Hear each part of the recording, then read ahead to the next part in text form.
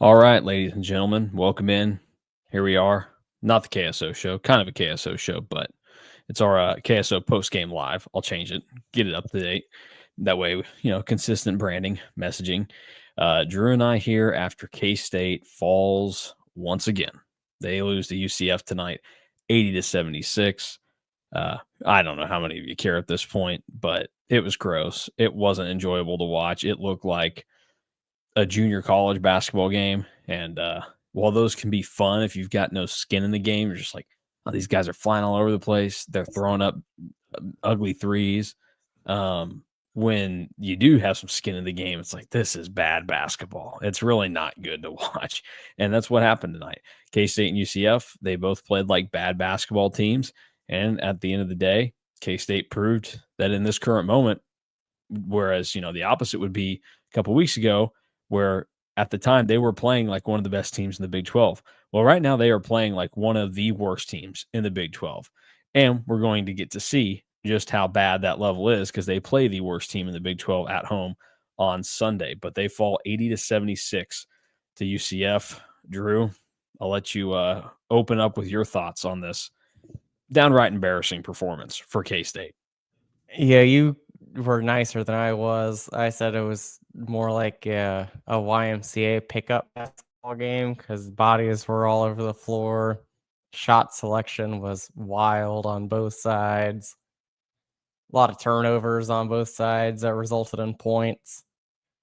I guess the first place that I'm going to start tonight is we've talked a long time about you're probably not going to win without good Doug McDaniel or good David Gasson. And you got a really bad version of both of them tonight. David Gasson plays 28 minutes and only gets 4 rebounds. So that's never a great sign. And then Doug McDaniel's 4 of 14 from the floor. And you're not going to win many games like that. This was a game where Max Jones was about the only offense that K-State had. I know he ends 6 of 17, and it looks like it was a pretty inefficient night, but he was keeping K-State afloat there for a long time. So I guess that's just where I'll start is when 2 of your best guys are below average to bad, you're just not going to win. And UCF's best guys were good. K-State's best guys were bad. I think that's about how it goes. Yeah, you're on mute.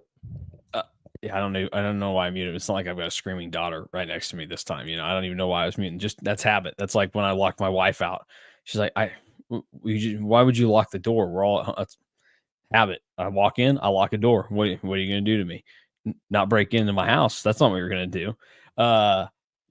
I think we have to start with the Michaela Bridge thing because that to me is the most notable thing to come out of this game. Win or lose, this was the most stunning development of the season. And I'm not really saying that even in a joking way. Like, I was shocked to see him get on the floor. I think I said holy hell when he walked onto the floor. When I saw a 23 come to the game, I almost asked why Tyreek Smith already had a jersey. It made no sense. Ron says point blank, time to question Tang as a coach. Bench Wrench for 2 months, so he'll transfer, now play him.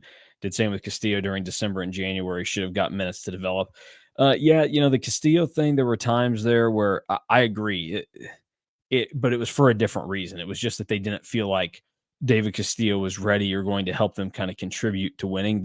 They still, I think, liked him. They want to develop him. They didn't want him to leave. The Buddy Rich thing, he hadn't played since they got blown out at Oklahoma State. And based on just kind of the chatter and the way that seemed to be going, Jerome Tang made his comment about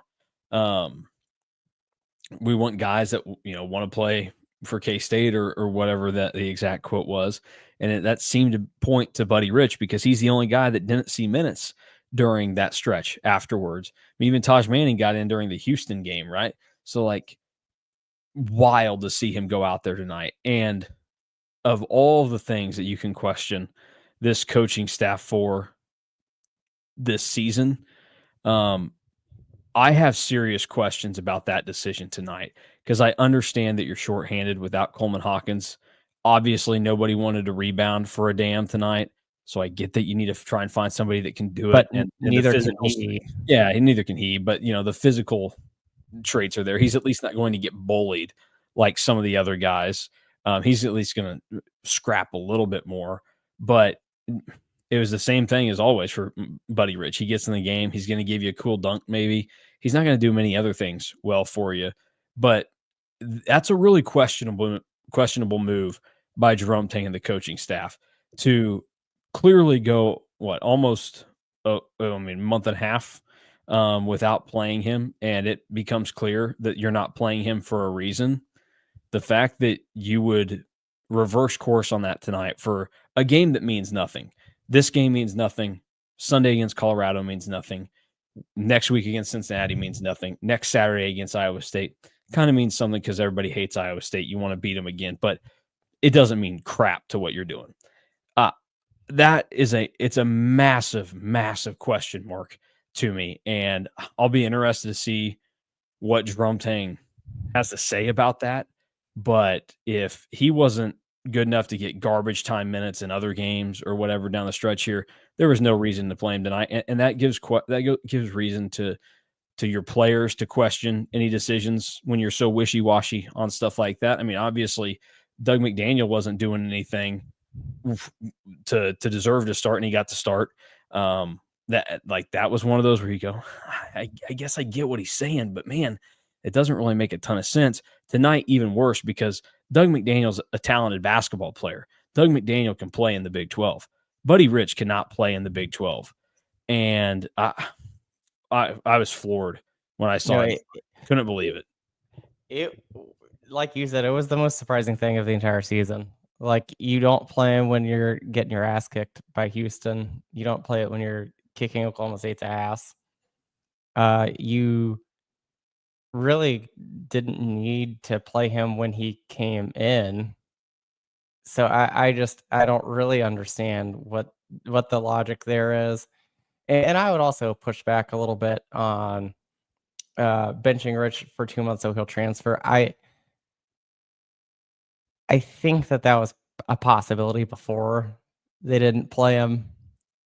Obviously, it gets like amped up when you're not playing, but I would have had questions about Buddy Rich coming back to begin with next year.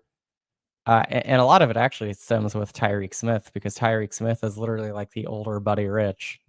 And I just don't feel like you can have both of those guys on your roster. But yeah, that was stunning to me.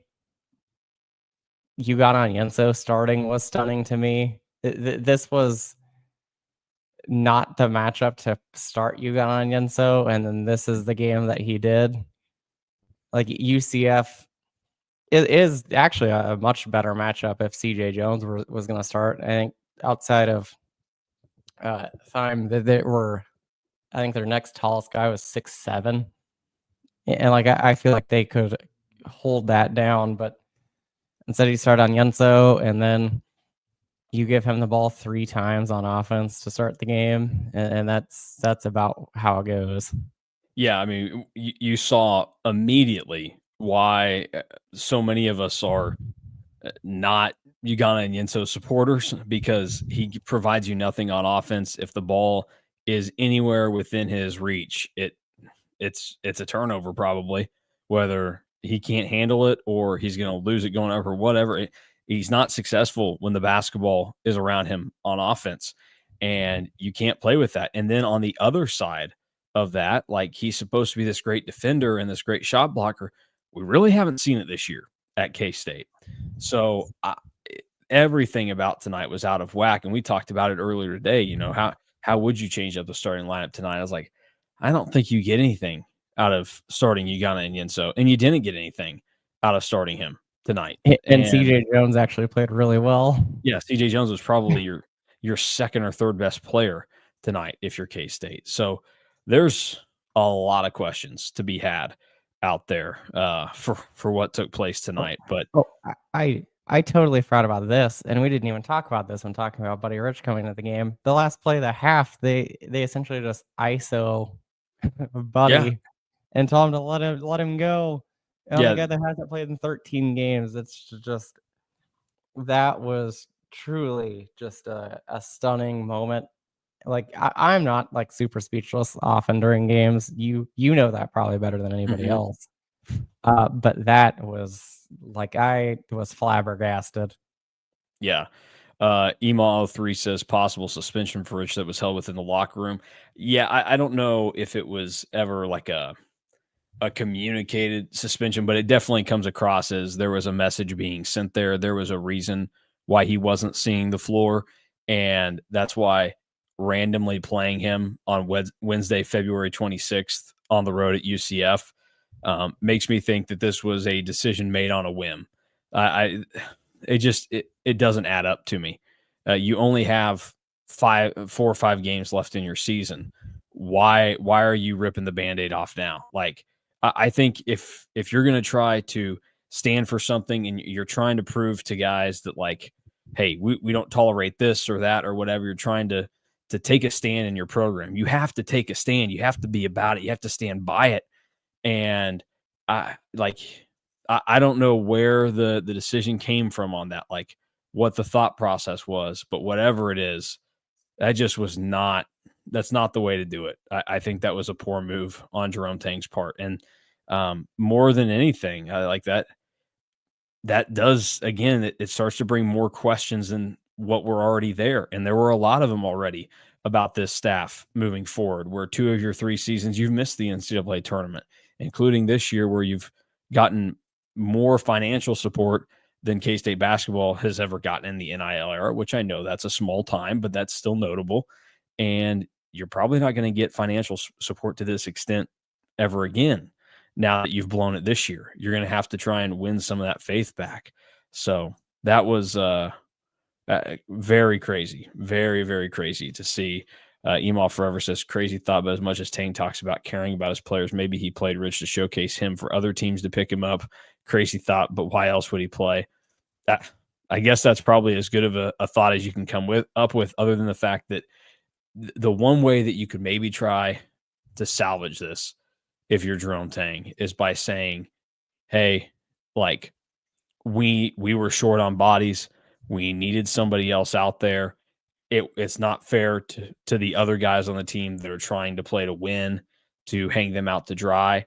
And they deserve to have every opportunity, even if that essentially looks like rewarding somebody that maybe doesn't deserve it. I guess that's the way you could go.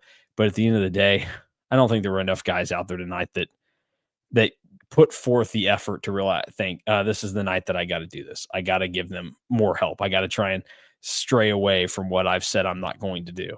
Uh, That was that. I'm baffled by it, and I don't know how to fully talk about it in the right manner. And so I'm going to quit uh, stammering about it. I'll let you go on it, Drew, and then we'll, email through. I don't think Buddy Rich is back next year, and no, if he was, I'd have even more questions about yes, this staff. Number one, from a basketball evaluation standpoint, you don't need to fight to try and keep Buddy Rich. You could find 1,000 Buddy Riches in college basketball. they Guys that, already have, yeah, they've got Moby.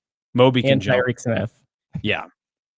And then also a guy like that set out so much time, because it does seem like it was for uh, a mentality type of thing or some kind of pseudo suspension, maybe. There's no reason to bring that back willingly when it doesn't seem like he has anything to provide on the basketball floor, anyways. I would even go as far on with with what Ema Forever was saying. That would make me feel worse about how this season this staff has kind of gone about things. If they're playing somebody to showcase what they can do at another school, that just kind of makes me feel worse. But yeah, there are a lot of questions. There already were a lot of questions, I think, and I thought this was going to be a big off season to begin with. But with how things have gone this year, and not even on the court, just the off the court stuff, it just has me with a lot of questions and not a lot of answers. because the Doug McDaniel thing, you can say, okay, whatever. Like, he probably didn't deserve it, but was still probably going to be a guy that could really help you win. This one didn't really help you really do anything. I mean, Buddy Rich ends with 4 points and 4 rebounds and 3 fouls in 14 minutes.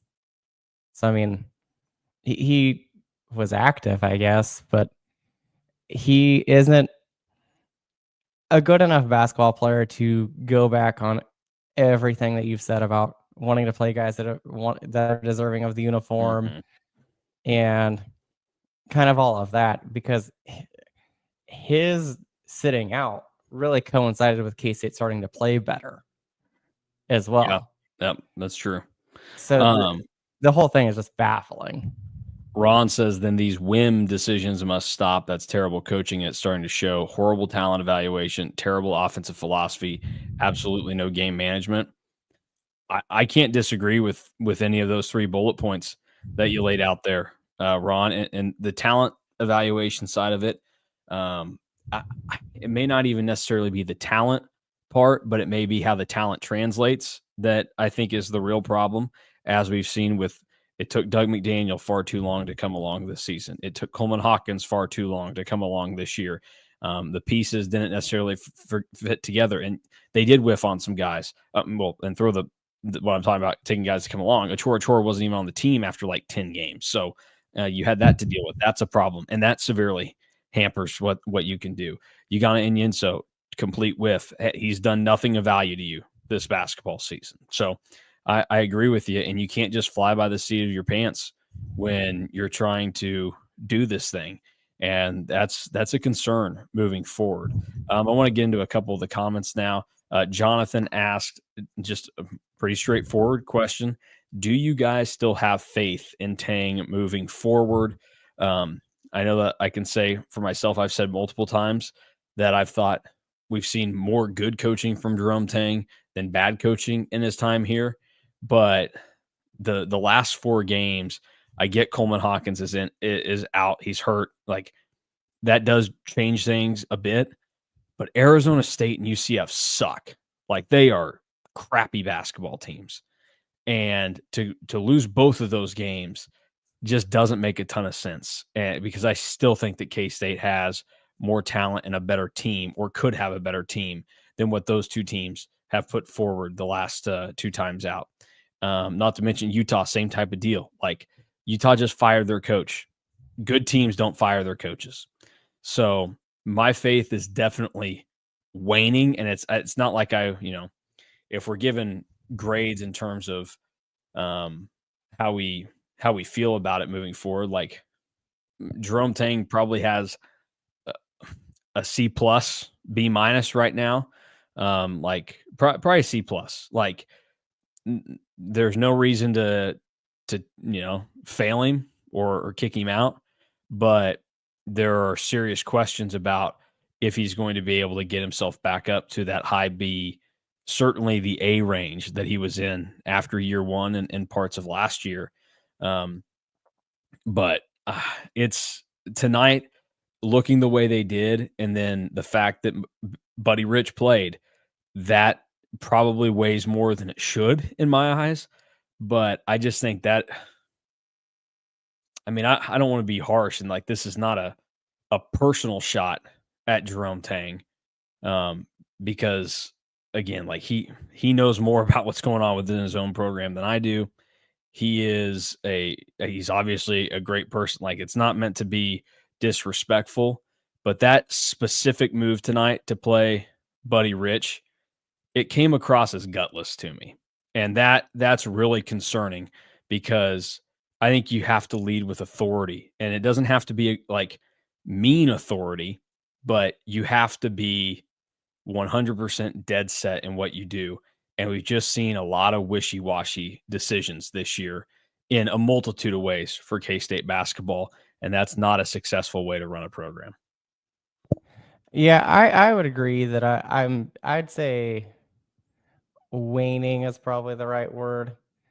And again, this isn't a shot at Jerome Tang or the basketball staff, but not even really necessarily this year, but how they respond in adversity at times has kind of rubbed me the wrong way sometimes. Like Iowa State last year kind of stands out as one. Um, that kind of just scares me a little bit going forward. Like I've said, I think that this is a big offseason for K-State basketball in a lot of ways. And I think that priority number one is to find out what your culture, what you want it to be, because right now I don't know if they necessarily have one, and you need to Yeah. have some sort of resemblance of a culture Well, and still. at the very least, if you are going to have a culture, you got to make sure that you have players that respect the culture so it thrives. And as we know at the start of the season, Doug McDaniel and Coleman Hawkins did not respect the culture. Like No, they openly questioned it on Coleman Hawkins' podcast, and multiple times. I think Coleman came along quicker than Doug did. And I also think that Jerome Tang understood with Coleman Hawkins. The dude played 4 years for Brad Underwood. Like, it's a pretty harsh change from Brad Underwood to Jerome Tang as your head coach. So I think he had a little bit more grace there. And outside of some of that stuff, like Coleman, for the most part, has done a lot of things the right way this year. He's clearly been a great leader for this team. His abilities on the court obviously kept a lot of things glued together that have quickly fallen apart without him. But you actually have to have guys that can buy into that culture. And if you yourself don't seemingly buy into it at times, as we've seen this year for Jerome Tang and this coaching staff, then it becomes pretty easy for your players to start to question it too. No, and I think that's a big thing. I keep getting distracted because I keep seeing people in the comments talking about Ugo and David Gasson. If Ugo played as good as David Gasson did tonight, which people are saying that he did, and yeah, it was probably pretty close. That's more of an indictment on how good David Gasson typically is. That a really bad game for him is like a pretty good Ugo game. So It's a good way to that put it. that's just where I am with that. I would also agree. Coleman was a leader, probably not a great one at the beginning, but I think that he started to really shift. And you could really tell because he answered your question after the game in Mhm. Allen Fieldhouse like a leader should and like a leader would. So I think that he really came around. But yeah, the number one thing is to find a culture and find an identity and what you want to be. Because if you look at the first 3 years of Jerome Tang so far, there hasn't been a constant or like a constant like staple of, oh, you know that you're gonna get this from them that isn't like that they're gonna turn the ball over at a pretty good clip or that they're gonna allow offensive rebounds at a really high clip. And I think that that's part of the you know, problem at the moment. Yeah, and it's they had that 6 game stretch that it seemed like maybe they were getting this thing but turned in a direction where there weren't going to be as many problems, and you could feel a little bit better about what's coming next. And it's just not the case anymore. Like this has fallen off hard. And again, like I know that they're without Coleman Hawkinson, but that's like it shouldn't take Coleman Hawkins being out there for you to avoid looking this bad at times against Arizona State and UCF. I mean, there was zero defensive resistance at times tonight. UCF was basically just doing whatever they kind of wanted at times, and UCF is a bad basketball team. So at times they're going to do some things really poorly, but they want to do them really poorly for some reason. So it was bad. We'll get into a little bit more of the game stuff real quick because I know people have thoughts on that. So we'll try to answer some of the comments. A couple of the notable things: ref show. Brendan got fouled a few times, wasn't called. Yeah, the little push out of bounds. Well, I think you have to in that moment be a little bit stronger with your feet. He clearly got pushed, and you're in a tough position when you catch the ball where he did. So they should have called a foul. He should have gone to the line shooting 2 free throws to try and tie the game. He didn't. I thought they got out of bounds calls wrong all night long. Not to mention the fact that at the end, Max Jones seemingly forced the ball out of bounds on somebody, and they end up calling the foul for him instead. Tony Padilla had actually called it right, I thought, and then the Brooks Wells came in, made a different call. So that ended up hurting K-State. The goaltending gets taken back. You think, those 2 points would have been nice to have down the stretch of the game. And then Brendan Hazen got poked in the eye after he made that three, the and one three. I think it should have been a flagrant foul. It was clear that the contact came well after the basket. And if you use common sense, you would be able to tell that the UCF player was very much intentionally trying to hit Brendan Hazen in the face, just as kind of a little pesky move and everything. But they didn't call it. So that's how things rolled out there. Yeah, about par for the course for those three. Padilla's terrible. Jeffrey Anderson has a cult following, but he sucks as an official. Brooks Wells is also terrible. So par for the course for those three. The number one thing that I'll really highlight in actual game talk, or I guess two things. They were both two of the three keys that I had for K-State coming into tonight. One was to crash the glass, because these are two of the worst offensive rebounding or defensive rebounding teams in the entire country.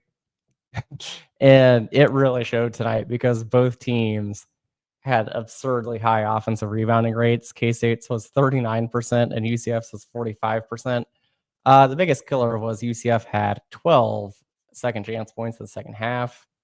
Yeah, and had 5 offensive rebounds before the first media timeout. So it's never a good sign.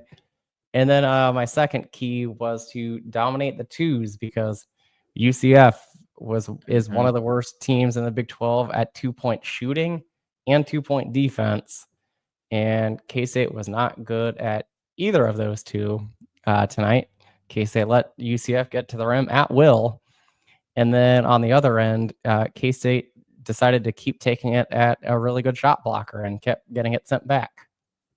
Yeah, that's true. Also, I would point out that one of the things that I talked about in the pick and preview was how Keyshawn Hall lived at the free throw line. He killed K-State tonight, 26 points. He goes 10 of 12 at the free throw line. Allowing him to get to the line that much, I don't know how you do it. But yeah, K-State was bad in a lot of different areas tonight. Let's get back into some more of the philosophical stuff, the long-term impact, because I think that's where people are mostly focused now. Because again, we could talk about this game individually. Doesn't matter. It's not worth crap tonight. The good news is Max Jones bounced back after having a bad game on Saturday or Sunday against Arizona State. It was good to see that he could put that behind him. Just a bad game. Played a good one tonight. To me, there are 3 players that you absolutely want back next year: Doug McDaniel, Brendan Hazen, Max Jones. Everybody else, you kind of say there's a good number of you. We'd love to have you back. There's no guarantees on what your role will be. And really, for Doug and Max, there really shouldn't be a guaranteed role for them next year either. Like, they'd obviously play a lot of minutes, but you shouldn't just immediately close the book on bringing in somebody that could start over those guys. Because I think, even before the season started, Max Jones got, I think, a lot of Desi Sills comps from people around the program. And he works his tail off. He has a much higher scoring upside and certainly a shooting one than Desi did. And if you can bring him back, I like that. But I think, and I know, some people on the board, when I brought up, like, well, that would take a big haul.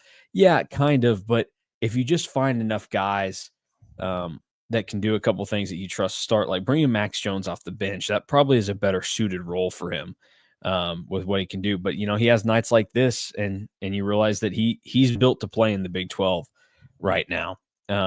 So we'll dive into some of this, and we'll start with Kyle, because this goes on the topic of roster construction. How many transfers do you think we'll take in next year? So that kind of just comes down to what you think numbers wise will stick around for K-State. I can try and real quick, Drew, for your sake, I'll give you the numbers and you can try to lay it out there for everybody. So as it stands right now, K-State has 10 players that 10 kind of 11 that could return next season, or that spots are already essentially spoken for. But again, that can change. that number would drop. So let's just say it's 11 because we're going to assume that Max Jones gets to come back. That number drops to 10 because we don't think Buddy Rich will be back. And then after that, you look around. Those other guys could decide to come back. I doubt that Ugonna and Yenso comes back, though. That's just a gut feel thinking about what might be out there. I don't know if that one makes sense. So I think you're looking at probably this team bringing in, because I don't think they're going to use all 15 scholarships will be available. No. We know with the changes that are coming. I think Gene Taylor even already said that basketball is not going to use a full 15. They can start offering partial scholarships in some of these other sports now, like football will do that. They won't just give all 105 full scholarships, but they will have the option to give partials. So I think you're going to bring in at least 4 guys, probably 5, because there's going to be 1 or 2 unexpected or borderline guys that end up leaving the program, I think. Yeah, I'll lay it out just from a positionality standpoint. I think that that's probably an easier way to do this. Probably 2 bigs, a wing, a guard, and then a guard that is a ball handler. I should clarify. Yeah. And then probably another guard or another wing. And that's just at minimum. And then it'd be nice to bring in a high school piece at some point. So you are looking at probably 6, because here's my philosophy on this and how I think it could go is I think that if you get Max Jones another season, I don't know if all of the guards stick around. I think it gets a little bit crowded in there because you do need to bring in another guard that is a ball handler. Yeah. This team has been a ball handler short literally since the season tipped off. So you have to bring in another one, and you can't just run it back And with they were everybody a ball else. handler short last season, too. Yes. Even though I know Quez Glover got hurt, but only 2 guys that can handle the ball. You're short there as well, And your primary ball handler wasn't a ball to be handler. a primary ball handler last year. So you need another ball handling guard. And then that kind of gets to the point where I see somebody asking if would Castillo be a must add back? I bring that up from Ron. Maybe. I don't think he's a must have back. Like, there are guys that I look at as, hey, if you want to come back, great. But you don't promise them anything. You don't commit large NIL money. You don't bend your back to bring them back. And that would be the same thing. Like, some people push back when I talked about it in a story today about, I said, I was picking preview, and I said, you'll do next to anything to bring Doug McDaniel, Brendan Hasen back next year. And I think people thought that was like, oh, well, you're saying you have to bring them back. No, I will stop short of doing anything to bring them back, but you'll do a lot there, I think, to secure having those guys, because they have come on board. Certainly Brendan Hasen. Like, I think that's a great guy to have in the program. Like, of all the dudes that we think that there have been problems with this year, we've never thought that about David Gasson. We've never thought that about Brendan Hasen. We've never thought that about Max Jones. Like, those, I mean, you can't bring Gasson back, but like, you want to make sure you retain those type of personalities when they have the basketball ability to go along with it. So I would look at it as that if Castillo, Castillo hasn't done enough this year to be like, you have to make sure you get him back. If he goes, that's just how high school recruiting goes in college basketball now. And that's why you got to take more than one every year. You got to try and roll the dice and see if you can keep 1 or 2 that shows some ability and hope that they eventually develop. It genuinely, to me, would feel like when RJ Jones left last year, where I was like, yeah. Like, I like Castillo, and I think that he can be a guy down the road, but his main attribute coming out of high school was shooting, and he has been a horrible shooter, to put it bluntly. Yeah. Jonathan asks Drew, if we don't win another game the rest of the year, do you start to worry about players sticking around? How do you feel about that? That would, really anybody. But if this team completely falls apart down the stretch, do guys like Brendan Hasen or Doug McDaniel or Max Jones think they need to spend their last year of college basketball somewhere else? I mean, that's always the worry, but that's where you hope that, and this is where again you hope that you have a culture that you can stick, that you want guys to still stick around, and you get guys to still stick around, which is why I harped on that beforehand. Like, if you have a culture that is steady and rock solid, and you know what's going on every time that you walk into the basketball facility, you probably don't have to worry about that. But if you don't, you probably do. Yeah. Email 3, do you guys expect Tyreek Smith to be a starter next year or a bench type player? If Tyreek Smith is starting, this team from the get-go is not making the NCAA tournament. Tyreek Smith should not play more than 15 minutes a game next season. Personally, I didn't like that addition when they made it.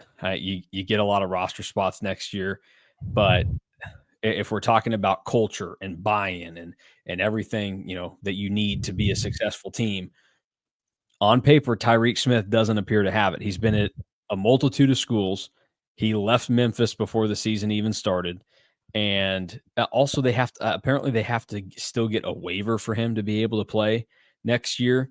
Tyreek Smith, if he's playing too much next year, that's a problem for this team. They didn't get better in the offseason if that happens. But yeah, he should be a guy off the bench next season. And he's not going to be a massive difference maker, but he's the kind of guy that does at least have some ability and skills that he could handle 15, maybe 20 minutes a game and be a helpful player to your cause, but not the main reason you're succeeding. Like Ish Masood, for example, different types of players, but the role essentially being that Ish Masood was not a guy that was integral to what K-State did over the course of that Elite Eight run, but you needed a player like him that could give you those minutes. Hey, your role, we need a couple shots from you every once in a while. And he delivered big shots when you needed them. It gave him another shooter on the floor. Tyreek Smith, the hope would be, hey, we need somebody that can go out there and grab some rebounds, maybe block some shots, score around the rim when the opportunity is there. Just kind of do some dirty work for us. That's what you would be expecting the role to be for Tyreek Smith. Yeah, I see a great question from Ron about the freshman. So you can pop that up, and I'll talk about that a little bit. So that is kind of the catch-22 with high school basketball recruiting right now, is you need to keep guys if you want to develop them. The problem is that I don't know if there has been enough there with Castillo yet to say that like he's a guy that you have to keep to because you want to try and develop him. And yes, he did play on the under 18 USA team. Dejon Gordon was Mr. Basketball in Chicago. Like, sometimes guys are just better in high school than they are in college, and that's no knock on them because that's what makes recruiting and developing and evaluating so hard, and why I've harped about that on our shows here. I've talked about that on the board. I've written about it. That's just what makes it so hard, is that there are guys that sometimes are just better in high school than they are in college, and that's kind of like okay, like you got to figure that out kind of as you get there. And with Castillo, the biggest problem that I keep seeing with him is that he was such a good shooter in high school, and he is shooting 26%, and that was coming into this game from three. And if he can't develop a 3-point shot here, and I know that some people say, oh, when everybody leaves K-State, they start to get a 3-point shot. That's not necessarily true. Brendan Hasen has still been really good from three this year. Max Jones has been really good from three. I think CJ Jones is even at a career high in 3-point percentage. Sometimes you just have to make shots when you're open. David Castillo, for a long time, when he comes into games, isn't being guarded right now because they know that he's going to shoot threes, but it's probably going to miss. Yeah. Yeah, it's So a concern. So that's why he's not a must keep for me right now, because if he was playing better, sure, I'd be like, yeah, he's on the must keep list. Right now, he's probably in that next tier of guys that like I'd rather have back not, but I'm not like kicking down the doors to make sure that Castillo stays. Yeah, and I haven't seen anything to make me think that he will be able to take that step to where I can confidently say, hey, by the time you get to Big 12 play next year, his role is different than what it's been this year. I don't because know that that's a certainty. and this is another thing that kind of goes into evaluating what you see. And that was just always going to be the worry because he is a smaller guard that isn't a point guard. Because he's another one that's not a ball handler. He's a lot better off the ball. Yeah. I want to throw this up there. Jerome Tang on his post-game radio show, the Wyatt and Stan, said this. Thanks to Big 12 Fan for throwing this in there because obviously we haven't been listening to it. This to me is a very telling comment. He said, I normally take the blame for stuff and everything, but at some point, some of these guys have got to take ownership of what's going on out there. This one is very frustrating. So something must have gone on to trigger Jerome Tang into thinking tonight was the night to put some of the blame at his players' feet, as opposed to, as we know, he normally wears that stuff for them. It'd be nice if there was a little bit more detail there, but obviously getting that from Jerome Tang is pretty telling in some situations. What do you make of a quote like that, Drew? Yeah, it's a pretty wild quote because Jerome Tang usually wears all of this, and it's one thing that I do really respect from him is when if they have a bad game, he usually doesn't throw his players under the bus. But it makes you wonder what is going on behind the scenes and what led to that being said. And then I mean, I'll just say it right here. If you're saying that after the game, then why is Buddy Rich playing? Yeah, it's a great point. It's a great point. Yeah, say that after what we saw against Arizona State, but if you are the one, like, I don't think Buddy Rich played all those minutes tonight on his own. I don't think he got up and walked in and played 14 minutes by himself. Jerome Tang made that decision. This kind of goes what we talked about is other guys are going to look around and have some of these thoughts or not necessarily give you all of what they should when they see, well, why is that guy playing?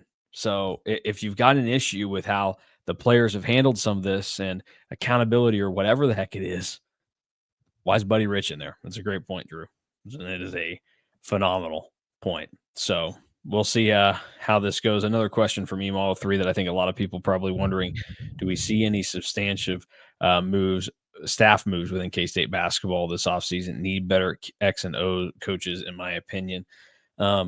This is one of those where, as bad as things have been the last 2 years, missing the tournament, I don't think you can run back the same staff that you've had because you failed in recruiting, you failed in making the NCAA tournament, you failed in transfer portal recruiting in terms of bringing in the right types of players to kind of bring this thing together. So I absolutely think that there has to be some kind of shakeup that might come, but we'll see if it gets to that point and what else happens, because we talk about it during football. There's been a bunch of staff changes in football recently. There are guys that have the ability now that I think have trajectory to go elsewhere. Like we think Matt Wells could move on to do something different at some point. Brian LePack is obviously an up and comer in this thing. I still think Joe Glander could. Yeah, York Maligi is a guy that when he came to K-State, you thought about that, but the rest of the guys, I just don't know that there's any upward mobility for them. I think that this is kind of their pinnacle right now, and certainly the way K-State's been playing, why would you want an assistant coach from this staff right now for a head coaching job? Forget that. Why would you want one of these guys to come in and be one of your assistants at this point in time? Like everybody that has participated on this team the last 2 seasons, there are serious question marks about who and what you are, and nobody's going to give you the benefit of the doubt until you actually go out and prove it now. Yeah, like I've said, I think it's a big off season coming. I would expect something along those lines to happen. I would also expect to see some kind of new offensive philosophy at a minimum. next season because whatever they've been doing the last 2 years has not been working. Yeah. I don't know. It's but again, that kind of goes back to, their first team had more than one guy that was a ball handler. Yeah. So that kind of just goes back to talent evaluation and roster fit. Yep. Nope. I totally agree with that. One last question for you, Drew. This comes from Shane. Is it football season yet? Still no, because spring football is not for another almost entire month. Okay. Well, Drew, I hate to tell you, but that was the wrong answer because it's always football season when the Aer Lingus College Football Classic is on our mind. No, I did just want to squeeze this in here. I know people are like, oh, we get the Aer Lingus pitch again. I tell you this because you're running out of time. You are officially running out of time to get your tickets because single game tickets for the Aer Lingus College Football Classic are on sale now through the K-State Athletics ticket office. Tickets can be purchased online at kstatesports.com, by phone at 1-800-221-CATS, or in person at the K-State box office. Act fast. The ticket sales window closes February 28th. So that's why I'm telling people you have 2 tomorrow days. and then Friday to get your single game tickets. So don't miss out on this unique experience. Get your tickets today. And also a great time to remind you that if you need your hospitality packages or ways to travel over there in addition to your ticket, you can do that at cats2ireland.com. It's genuinely important. If you are still thinking about going to this game and you want to do it, you got to hop on it now, because after that February 28th deadline, that's when tickets are going to be made available to the people that actually live in the country that the game is being played in. So that's why I just want to remind everybody you are running out of time if you absolutely want that to happen. So we'll get out of here. That'll do I it was for gonna us. say, a quick shout out to Peeves. I'm saving this fun fact for Friday, but Okay. he did all of the homework for my fun fact that I was gonna bring in. Okay. Well, that feels like cheating. So sorry that I have somebody that is trying to help me out. I also already saw the fun fact, so it's just going to be a fact when you read it to me. It won't be very fun for me, but it'll be fun for the other people. So yeah, good job there. Not a good job to the K-State basketball team tonight. Unfortunately, they lose 80-76 to UCF. Drew and I will get out of here. We'll be back again with a full show on Friday, and I'll have some daily content for you starting tomorrow. So hop in. It'll be a basketball related topic tomorrow morning, and it'll be ready to go for you here on KSO. For Drew Galloway, I'm Mason Voth. We're out of here. Get full post-game coverage of the Cats' loss to UCF over at On3 and KStateOnline.com right now.